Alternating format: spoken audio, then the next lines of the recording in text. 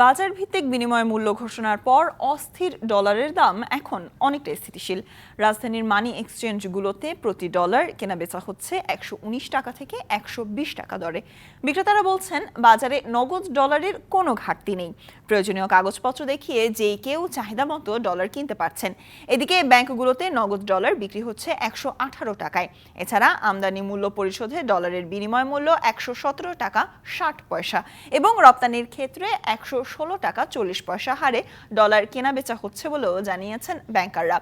আমদানি দায় পরিশোধ বা নগদ ডলার কোনো ক্ষেত্রেই কোনো সংকট নেই বলেও জানিয়েছেন ব্যাংকাররা। ক্রলিং পেগ বা বাজার ভিত্তিক বিনিময় পদ্ধতি চালুর হঠাৎই খোলা বাজারে ডলারের দাম 124 টাকার বেশি উঠে গেলেও এখন তা স্বাভাবিক অবস্থায় এসেছে বলেও জানিয়েছে মানি এক্সচেঞ্জ হাউসগুলো। যে কোনো সিস্টেম যখন একটা চেঞ্জ হয়, এটা স্বাভাবিক সিস্টেমটাকে অ্যাডপ্ট করতে কিছুটা সময় লেগে যায়। তো আমার ধারণা হয়তো বা সপ্তাহ দুয়েকের মধ্যে এটা একটা স্ট্যাবিলিটিতে চলে আসবে এবং এটা পজিটিভ একটা মুভমেন্টের দিকে বা পজিটিভ একটা ট্রেন্ড দিকে চলে যাবে। 119 টাকা কিনতেছি, 119 টাকা 50 পয়সা বিক্রি করতেছি। আমরা তো কাগজপত্রের মাধ্যমেই কেনাবেচা করি। ডলার পাসপোর্ট দেখে কিনি, পাসপোর্ট দেখে বেচি। 1, 2, 3 ঢাকায় জমি জিতে নিন 100% ক্যাশব্যাক সহ 20 কোটি টাকার পুরস্কার।